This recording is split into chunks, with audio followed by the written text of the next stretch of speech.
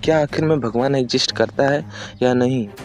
क्या सच में भगवान धरती पर आए थे या फिर नहीं? क्या इतने सारे लोग जो भगवान को मानते हैं, क्या वो मूर्ख हैं? क्या भगवान जो है वो रियल में क्या है? भगवान कौन है और भगवान कैसे बने हैं? आज इस वीडियो में आप सभी को बताऊंगा।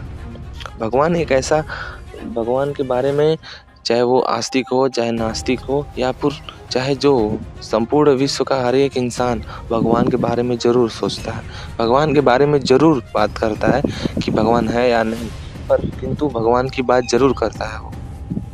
तो आज की वीडियो में मैं बताऊंगा कि सच में भगवान एग्जिस्ट करता है या फिर नहीं। तो इस प्रश्न का केवल एक ही उत्तर है कि भगवान नाम की चीज़ कोई एग्जिस्ट ही नहीं करती है। भगवान अर्थात गॉड एक इगोइस्टिक वर्ड है, अर्थात जैसे कोई चीज़ बड़ी है तो उसको हम बिग नाम देते हैं और कोई चीज़ छोटी है तो उसे हम लोग स्मॉल नाम देते हैं। इसी तरह गॉड एक इगोइस्टिक वर्ड है। जब कोई इंसान बहुत ज़्यादा अहंकार से भरा होता है, बहुत महान होता है, बहुत बेहतर होता है, बहुत इंटेलिजेंट होता है और उसका जो सोचने की क्षमता है वो अन्य मनुष्यों से अलग होता है, वो अपने शब्दों से, वो अपने ज्ञान से किसी को भी अपने वश में, अपने ज्ञान से सभी लोगों को अपने विचार में, अपने ढंग में सबको एकाग्रित कर लेता है, उसी को ही भगवान कहते हैं। अर्थात भगवान एक इगोइस्टिक वर्ड है जो एक अहंकारी इंसानों के द्वारा अपने लिए यूज किया गया, बट एक्चुअल में भगवान उसे कहते हैं और जो महान है, जिसके पास अच्छी बुद्धि है, जिसके पास अच्छी तार्किकता है, जो हमेशा सत्य के साथ रहता है, वो अच्छे कर्म करता है, बेहतर कर्म करता है, जो सभी लोगों का ख्याल करता है, अपने परिवार का ख्याल करता है, वो सभी लोगों से प्रेम करता है, उसे ही भगवान कहा जाता है। यह एक शब्द है जिसे ऐसे इंसान को दिया जा सकता है जो ऐसा हो। और मैं संपूर्ण विश्व का सबसे अहंकारी इंसान हूँ, इसलिए मैं खुद को सुप्रीम गॉड आदर्श करता हूँ। यानी गॉड जो होता है वो अहंकार का रूप है। जितने भी पैदा हुए, राम हुए, कृष्ण हुए, चाहे जितने भी भगवान आए, वो केवल गॉड ही बने, बट मैं सुप्रीम गॉड आदर्श बना, क्योंकि जो गॉड पैदा हुए थे वो केवल अपने ही स्वार्थ थे। कृष्ण ने प्रेम किया तो इसलिए उनको जाना जाता है। कंस को मारा था क्योंकि उसने गलत किया था। बेसिकली कहा जाए तो वो केवल अपने स्वार्थ में ही जीवन जिए, फिर भी उन्हें भगवान का दर्जा दिया गया, क्योंकि वो उच्च थे, वो महान थे अन्य मनुष्यों की तुलना में। उनका जो ज्ञान था, उनका महानता थी, वो सबसे ऊंची थी, इसलिए उन्हें गॉड कहा गया। यही रूल राम के ऊपर भी अप्लाई होता है। वो भी कुछ महान कार्य नहीं किए, वो केवल अपने ही जीवन में उलझे रहे, अपने माता पिता के इशारों पर नाचे, अपनी बीवी के लिए रावण से लड़े, जो भी किया सब स्वार्थ के लिए किया, किंतु कुछ उत्तम काम किए, कुछ बेहतर काम करिए जो साधारण मानव नहीं कर सकता था, क्योंकि उनके पास इंटेलिजेंस थी, उनके पास पावर था। उस हिसाब से अगर कल्पनाओं को माना जाए तब तो उन्हें गॉड इसलिए कहा गया क्योंकि वो सबसे बेटर थे। गॉड एक शब्द है अहंकार का, तो वो लोग गॉड बने। बट मैंने अपने ही लिए नहीं, संपूर्ण समाज के लिए। मैं एक शिक्षक हूँ और दो स्कूलों पे पढ़ाता हूँ, और दोनों स्कूलों पे मैं संविधान लेकर हाथ में लेकर चलता हुआ सबको बताया हूँ और लिखाया भी हूँ। अर्थात जिससे देश का हर एक नागरिक प्रति मिनट, हर एक, चाहे वो शिक्षा का अधिकार हो, चाहे छुआछूत का अंत हो, चाहे वोट का अधिकार हो, चाहे 8 घंटे काम करने का अधिकार हो, हर एक सड़कें, नदी, नाला, ग्राम प्रधानी, मंत्री परिषद, मंत्रिमंडल, संसद, पुलिस सिस्टम हो, न्यायिक प्रणालियाँ हो, यानी हर मिनट, हर क्षण, हर एक समय इंसान संविधान के हिसाब से चलता है। तो मैंने संविधान को संपूर्ण विश्व को, संपूर्ण देश को बताने का बेड़ा लिया है।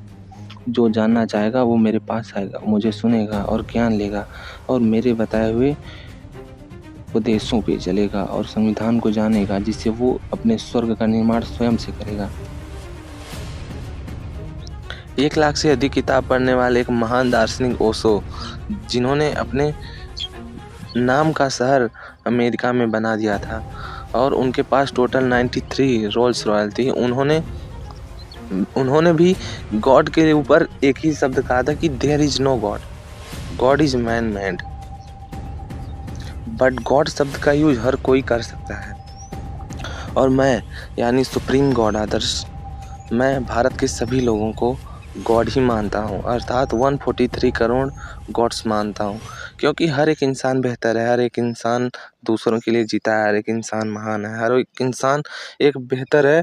वो सभी लोगों के सुख का ही निर्माण करता है, किसी को दुख नहीं देता है, कुछ अपवाद और बुरे लोगों को छोड़कर।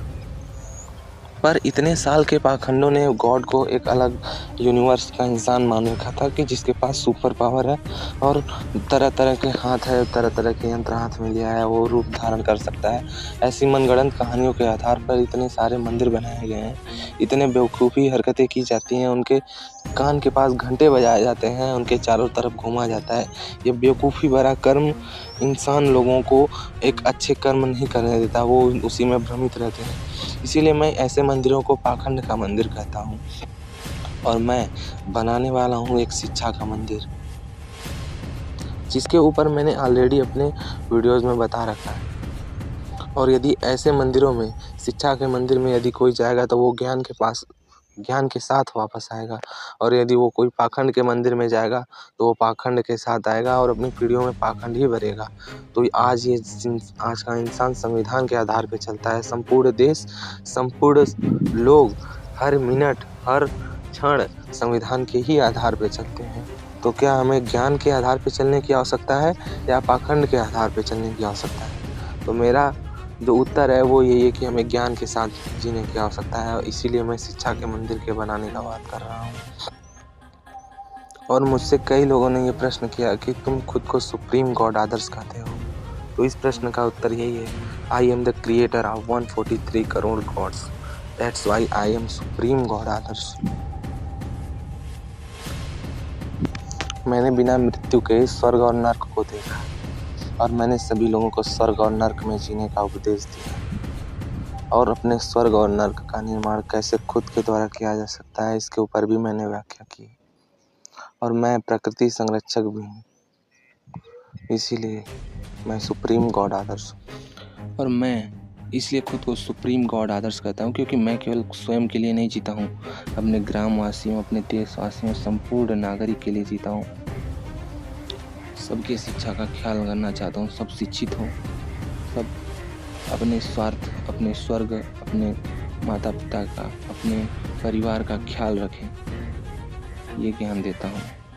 और मैं प्रकृति संरक्षक भी हूँ। मैं अपने जन्मदिन पर एक पेड़ लगाता हूँ जिससे प्रकृति का संरक्षक हो सके। यदि एक इंसान 70 साल तक जीता है, यदि वो 50 साल ही एक पेड़ लगाए तो उसके पास एक वन होगा और पृथ्वी एक हरी भरी हो जाएगी, जिससे ओजोन लेयर सुरक्षित रहेगी और पृथ्वी पर जीवन और भी आनंदमय और स्वर्ग से भरा रहेगा।